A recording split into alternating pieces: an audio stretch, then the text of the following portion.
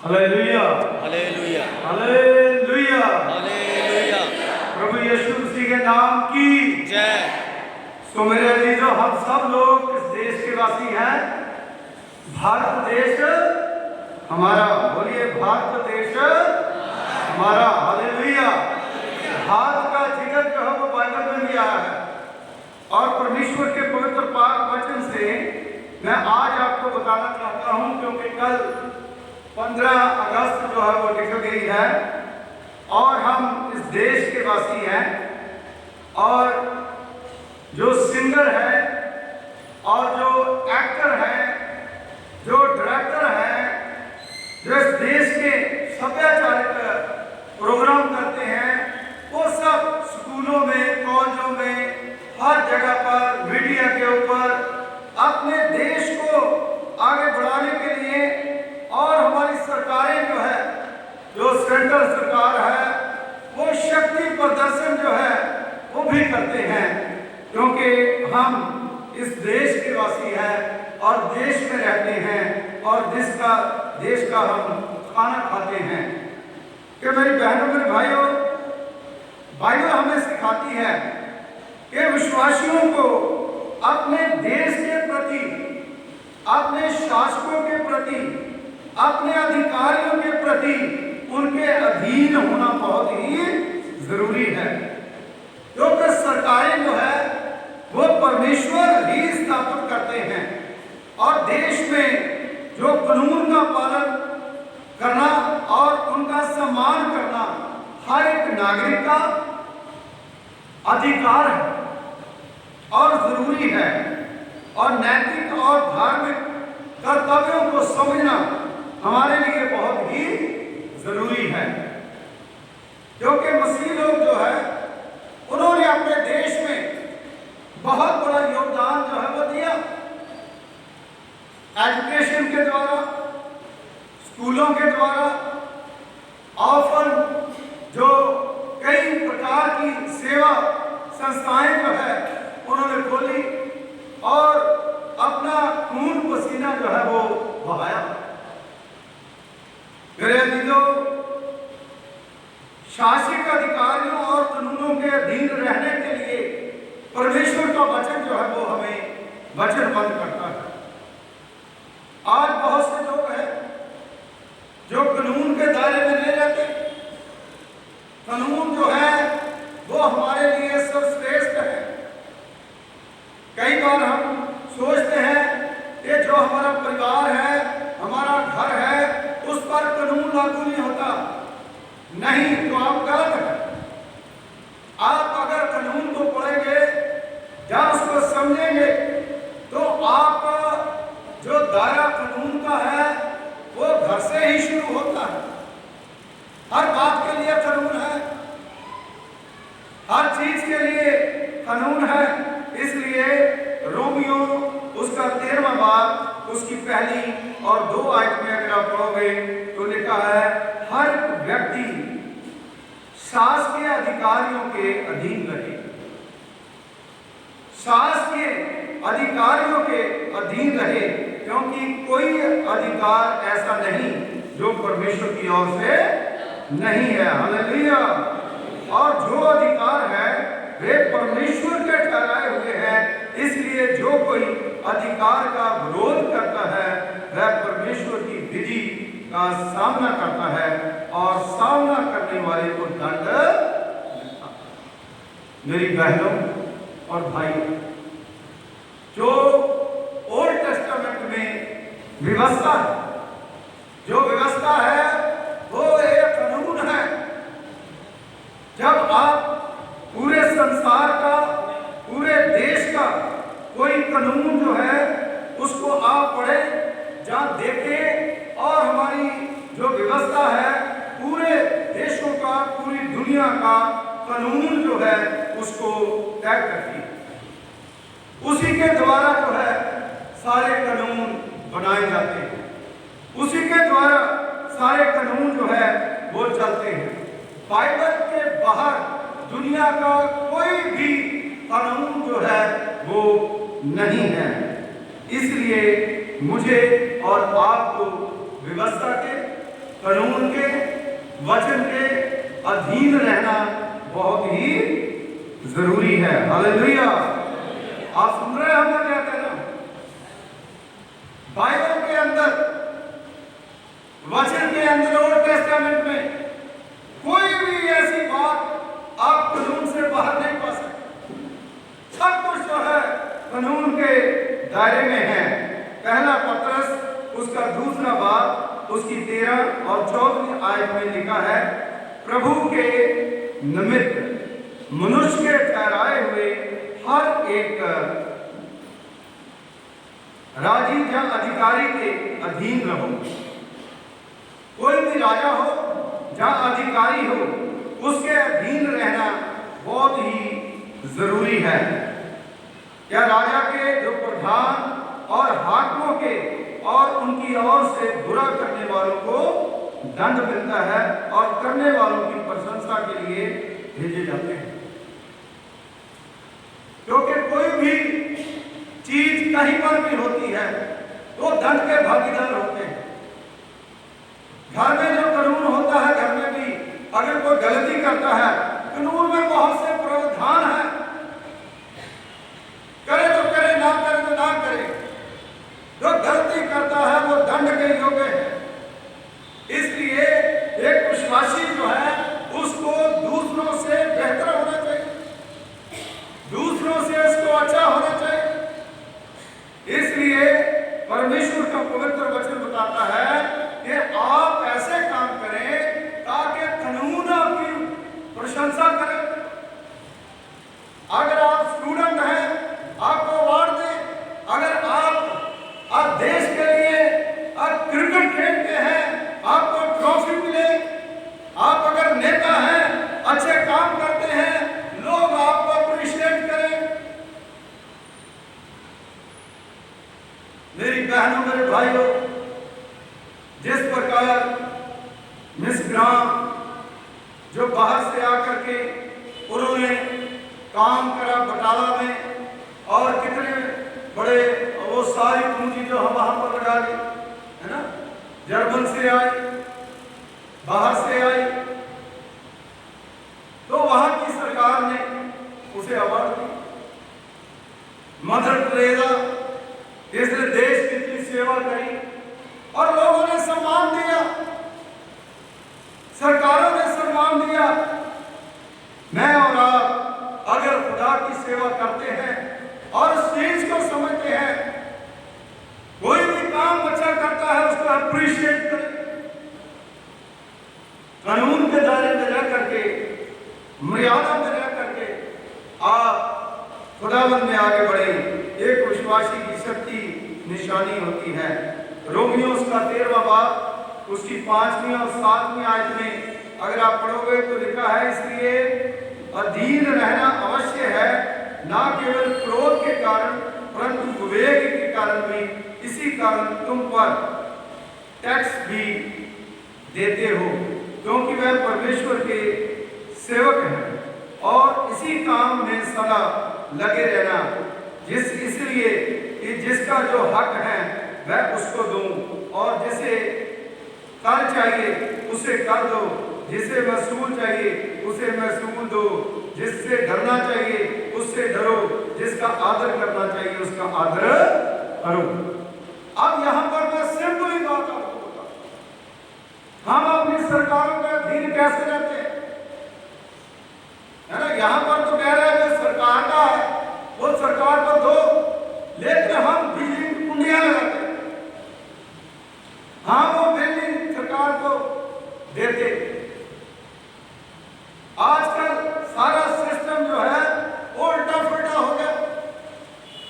जो खुदा का है वो खुदा को नहीं देते। कानून जो है वो खुदा के कलाम से है, कलाम कानून से नहीं है। और सबसे बड़ा मसीहों का जो संविधान है वो पवित्र बाइबल है, और उसी को हम इग्नोर कर देते हैं। हम अपना मंथली प्लस तक नहीं देते, हम अपने डोनेशन नहीं देते। हम कमाते 10 रुपए हैं तो देते 54,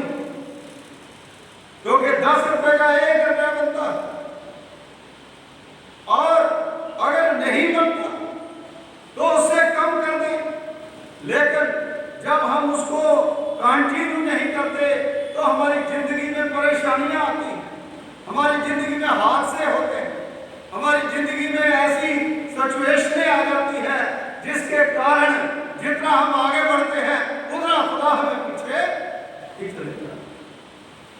इसलिए मेरी बहनों, मेरे भाइयों, अगर देश के कानून से हम सीखें तो हम बहुत कुछ सीख सकते हैं। अगर आप खुदा का गुनाह करोगे, खुदा सजा देगा।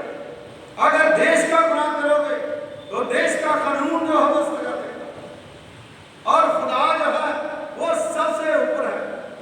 ये जमीन जो है खुदा ने बनाई है, इंसान जो है खुदा ने बनाए हैं, और खुदा ने अधिकार दिया है कि तुम ऐसा करो।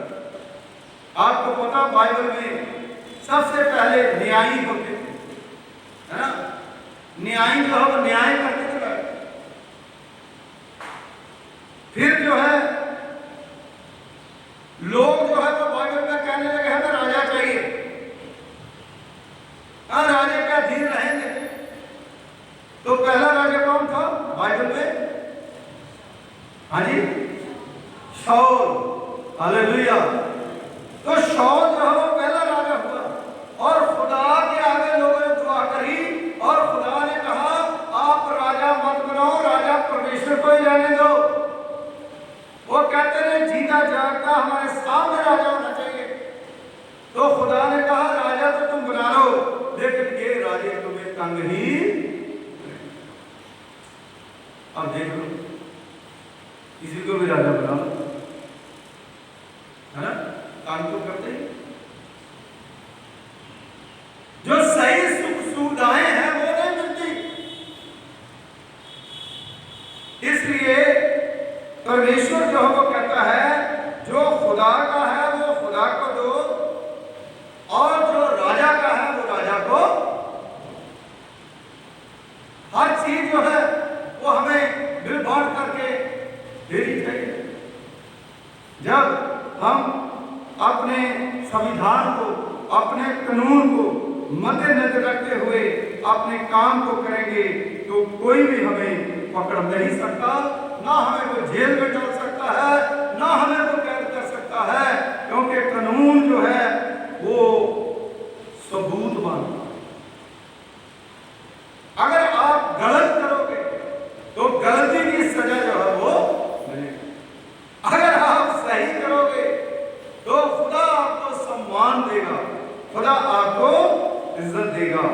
इसलिए मेरी बहनों, मेरे भाइयों, परमेश्वर का पवित्र पाक वचन हमें सिखाता है कि हमें एक दूसरे के साथ मिले रहना बहुत ही जरूरी है, और एक दूसरे को एप्रिशिएट करना बहुत ही जरूरी है। हम लोग किस प्रकार अपना जीवन आज जी रहे हैं, कैसे हम खुदा में अपने आप को आगे ले जा रहे हैं, और हमें क्या करना चाहिए, और हम कभी भी इन चीजों के बारे में सोचते नहीं हैं, कभी नहीं सोचते। लेकिन जब हम सोचना शुरू कर देंगे, जब हम पढ़ना शुरू कर देंगे, जब हम सीखना शुरू कर देंगे, तो परमेश्वर जो है आपको आशीष देगा और आपको बरकत भी देगा।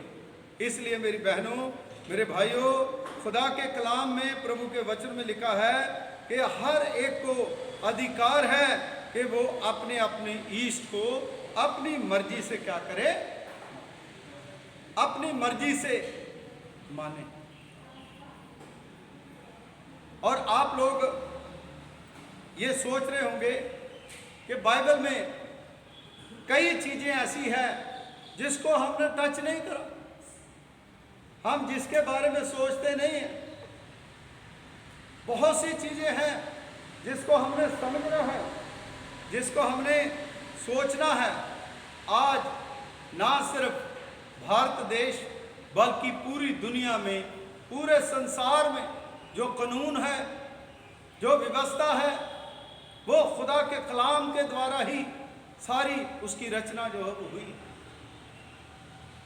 और हमारे पास इतना बड़ा खजाना है, हमारे पास इतनी चीजें हैं जिसको हम इस्तेमाल कर सकते हैं, जिसको वचन के द्वारा हम आगे बढ़ा सकते हैं। अगर आपको नॉलेज चाहिए, अगर आपको सीखना है, अपने बच्चों को सिखाना है, तो अनुशासन जो है वो घर से सीखे, कानून जो है वो घर से सीखे, वहीं से शुरू होता है। एक शौकत करके पासवान है और पाकिस्तान का है, मैं उसकी वीडियो कई बार देखता हूँ, मैं देख रहा था। उसमें वो बता रहे थे कि बहुत से लोग जो हैं वो सोचते हैं कि जब उनके बच्चे कई बार बिगड़ जाते हैं, जब बच्चे उनके बिगड़ जाते हैं तो सारा ब्लेम जो है कई बार चर्चों पर लगा देते हैं।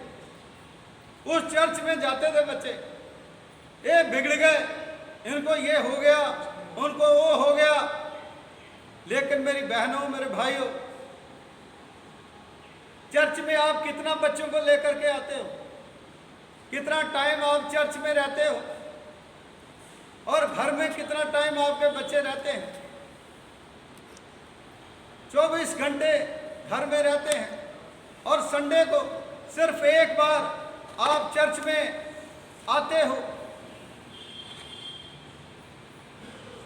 और कई बार तो संडे में चर्च में भी नहीं आते। उसके बावजूद भी आप लोग जो है देखिए कि सारा ब्लेम जो है आप चर्च के ऊपर डालते हो, पास्टर के ऊपर डालते हो। क्यों भाई? क्या माँ बाप की कोई जिम्मेदारी नहीं है? आप देखिए, कानून की बात हम करते हैं तो आप अपने बच्चों को, मैं और आप, मोबाइल लेके देते हैं ना? सब लोग जो है मोबाइल अपने बच्चों को लेके देते, बोलिए हालेलुया। आप लेके देते हो? अगर नहीं तो कर्जा उठा के लेके देते हो? क्या पादरी जब चर्च कहता है ऐसा करो? आज 7 साल का बच्चा है, 5 साल का बच्चा है, 2 साल का बच्चा है, फिर चर्च की क्या गलती है? क्या कानून उनके दायरे में आप देखिए, 15 साल का बच्चा जब होता है उसको मोबाइल चाहिए, उसने स्कूल का काम करना, ये करना है। आप कितनी बार चर्च में अपने बच्चों को लेके आते हो? तो इसलिए मेरी बहनों, मेरे भाइयों, आप कैलकुलेट कीजिए कितना समय आप खुदा से अपने बच्चों को दूर रखते हो। जब वो बड़े हो जाते हैं फिर वो मानते नहीं है, फिर वो चर्च नहीं जाते, फिर वो दुआ नहीं करते, फिर वो प्रार्थना नहीं करते। जैसे आप करते हो वैसे वो करते हैं। फिर किसका कसूर हो गया? चर्च का कसूर हो गया? पादरी का कसूर हो गया? क्या पेरेंट्स की कोई जिम्मेदारी नहीं है? एक स्कूल में बच्चा जब जाता है तो स्कूल में सारा बोझ पेरेंट्स के ऊपर दे देते हैं। अब पेरेंट्स वहां घर से काम करें, ये सारा कुछ करें। अगर बच्चा नालायक है, पेरेंट्स की गलती है, क्योंकि स्कूल से ज्यादा बच्चे जो है वो घर में रहते हैं, ये उनकी पॉलिसी है। और पेरेंट्स कहते हैं कि नहीं, इनको फीस क्यों देते हैं, ये तनख्वाहें लेते हैं, इनकी जिम्मेदारी है। इसका मतलब है कि हम कानून व्यवस्था को समझते नहीं है। घर का काम घर का होता है और बाहर का काम बाहर का होता है। इसलिए मेरी बहनों, मेरे भाई, आज मैं और आप इस बात को जान कहां पर हम गलत हैं। इसका मतलब है कि हम अपने बच्चों को जब बैप्टिज्म करवाते हैं, पासवान बोलता है ये आपकी जिम्मेदारी है, आपने इसको दुआओं में लेकर के आना है, आपने बैप्टिज्म का सही मतलब जो है उसको सिखाना है।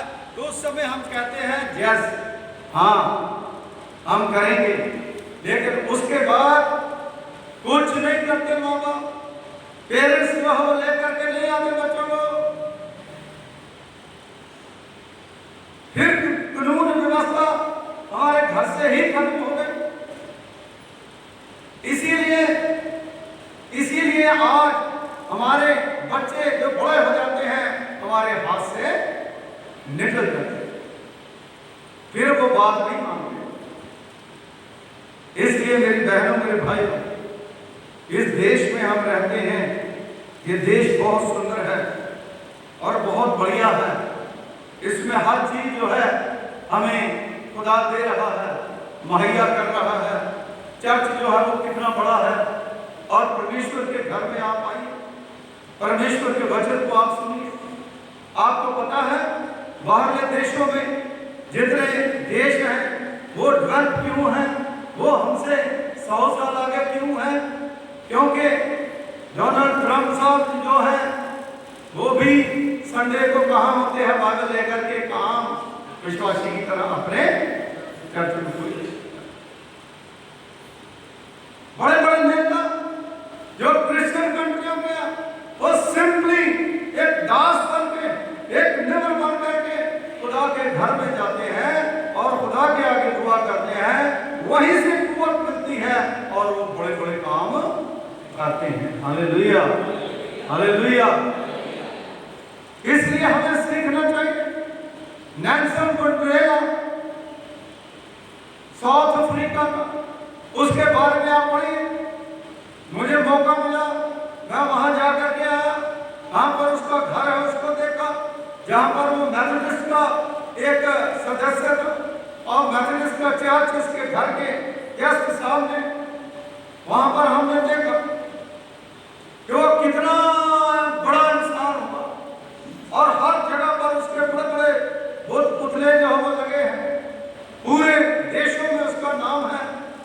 मंडेला की थ्योरी जो है उसको लोग अपनाते हैं। क्यों? क्योंकि वो कभी अपने चर्च में निमाना विश्वासी बनते, खुदा के घर नम्र होकर, और परमेश्वर ने उसे इतना बढ़ाया। अपने देश को उसने अपना बहुत कुछ दिया। मेरी बहनों, मेरे भाइयों, आज भी जब हम क्रिश्चियन लोग आगे बढ़ रहे हैं, आज हमारे जो क्रिश्चियन मसीह दायरे हैं उसमें जो CMC लुधियाना है, जहाँ बलौर है, जहाँ और कई जगहों पर है, जहाँ गाजियाबाद इंस्टीट्यूशन जो बड़े बड़े हैं, वहां पर हमारी क्रिश्चियन प्रोडक्शन जो है वो कम होती जा रही है और दूसरे जो है वो ज्यादा कर रहे हैं। क्यों? क्योंकि हमने खुदा की व्यवस्था को पढ़ तो रहे हैं, लोग आगे तो पढ़ रहे हैं, लेकिन हमारे बच्चे क्यों नहीं, हम क्यों नहीं उनके काबिल बनाते? क्या कमी है? क्या आपके पास पैसा नहीं, आपके पास काम नहीं, आपके पास बिजनेस नहीं? वो क्यों नहीं पढ़ सकते? वो क्यों नहीं डॉक्टर बन सकते? वो क्यों नहीं इंजीनियर बन सकते? वो क्यों नहीं साइंटिस्ट बन सकते? मेरी बहनों, मेरे भाइयों, ऐसा नहीं है कि मसीह लोग पढ़े लिखे नहीं, लेकिन जो पहले स्तर था वो नीचे। इस बात की गौर करनी, पेरेंट्स को सोचना, हमें सोचना, हमारे समाज को सोचना है। पहले कितना स्कॉलरशिप जो है वो आता, क्या कुछ होता था, आज स्कॉलरशिप क्यों नहीं हो रहा? क्यों? क्योंकि हम लोग चर्च से अपना वो दान नहीं निकालते जो यहीं से जाता है, यहीं से इकट्ठा होता है, तभी हम कर पाते हैं। हम अपने चर्च को चलाने के लिए हम बोलना पड़ता है।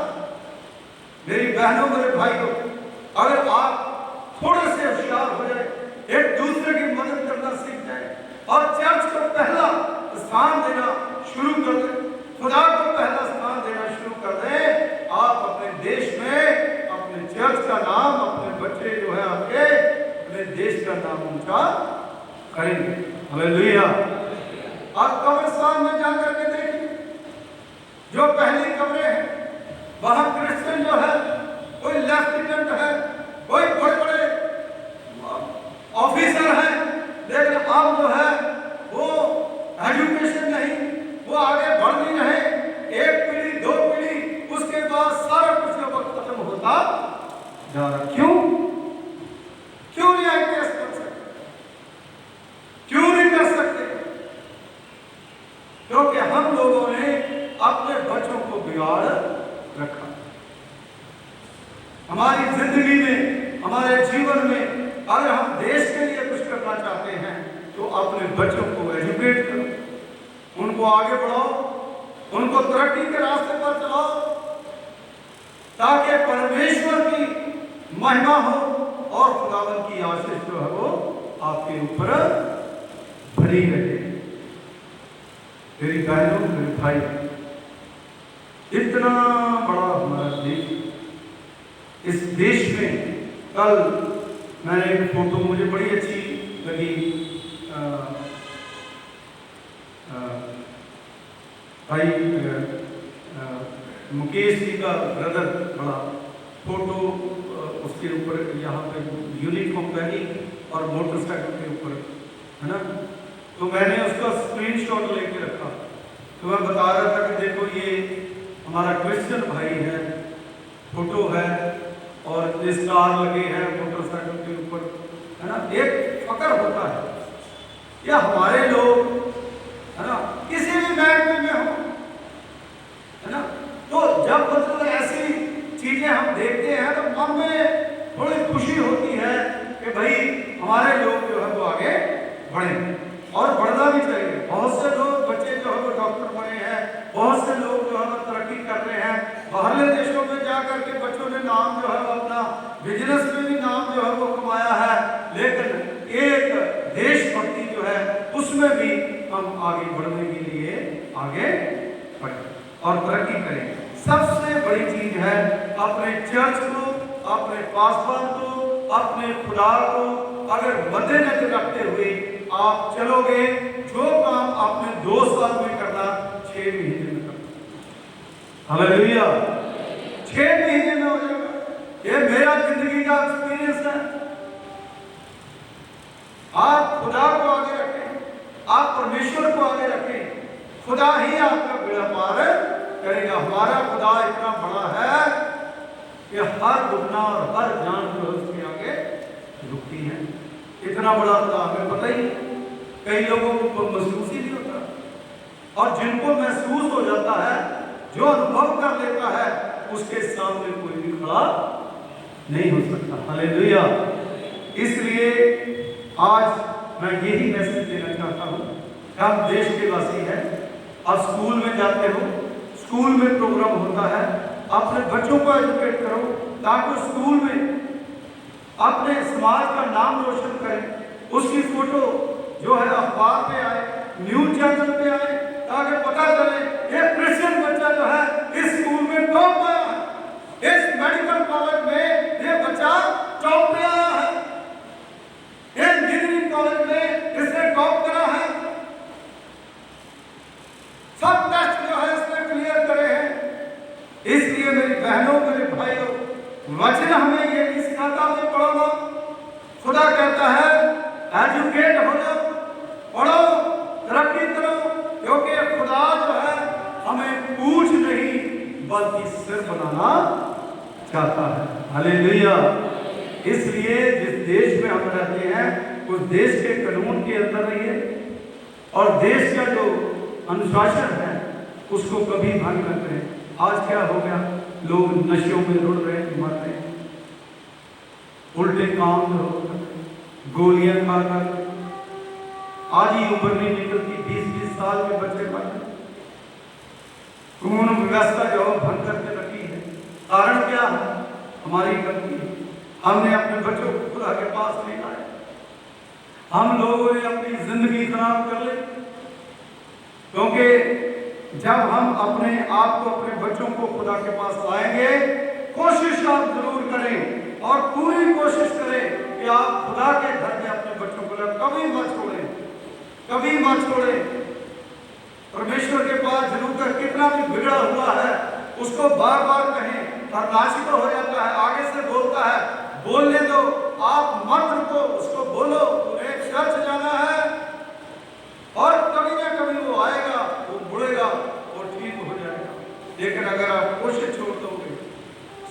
उस समय फिर बुरी हालत हो जाए। लेकर के मैं आपको बताता हूँ, छोटे बच्चे थे, कुछ होना ना होना वो तो खुदा के हाथ में है। छोटे बच्चे थे, जब अनमोल हमारा छोटा था तो उस समय उसकी मम्मी वहाँ पर अमृतसर में